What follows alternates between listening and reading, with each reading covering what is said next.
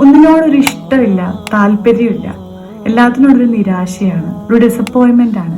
മരിക്കുന്നത് വരെ ഇങ്ങനെ ജീവിച്ചു പോവന്നെ എന്ന് ഫീൽ ചെയ്യുന്നവരാണോ നിങ്ങൾ? പുറമേ നിന്ന് നോക്കുന്ന സമയത്ത് എനിക്ക് എന്താ കുറവുള്ളത്, എനിക്കെല്ലാം ഉണ്ടല്ലേ, എന്നിട്ട് എന്തുകൊണ്ട് നീ ഇങ്ങനെ ജീവിക്കുന്നു, എന്താ നിനക്കൊരു ഫീലിംഗ് കിട്ടാത്തേ എന്ന് പുറമേ നിന്ന് ചോദിക്കുന്നുണ്ടെങ്കിൽ കൂടിയും ഉള്ളിൽ നിന്നത് ഫീൽ ചെയ്യുന്നില്ല എന്ന് തോന്നുന്നുണ്ടോ? എന്നാൽ എനിക്ക് പറയാൻ വേണ്ടി പറ്റും, ഇതൊന്നും പെട്ടെന്നുണ്ടായിട്ടുള്ളതല്ല. ഡീപ് ഡൗൺ ഉള്ളിലേക്ക് നോക്കുന്ന സമയത്ത് നിങ്ങൾ പലപ്പോഴായിട്ട് കണ്ടതും കേട്ടതും ഫീൽ ചെയ്തതുമായിട്ടുള്ള കാര്യങ്ങളെല്ലാം നിങ്ങളെ നന്നായി എഫക്റ്റ് ചെയ്തിട്ടുണ്ട് എന്നതാണ് കാരണം. ഒരു എക്സാമ്പിൾ പറയാം. കനാലിലൂടെ വരുന്ന വെള്ളം തടാകത്തെ പൊല്യൂട്ടഡ് ആക്കുന്നത് പോലെ തന്നെ നിങ്ങളുടെ ലൈഫിൽ നിങ്ങൾ കണ്ടതും കേട്ടതും ഫീൽ ചെയ്തതുമായിട്ടുള്ള കാര്യങ്ങളെയെല്ലാം ഓരോ കനാലായിട്ട് സങ്കല്പിക്കാം.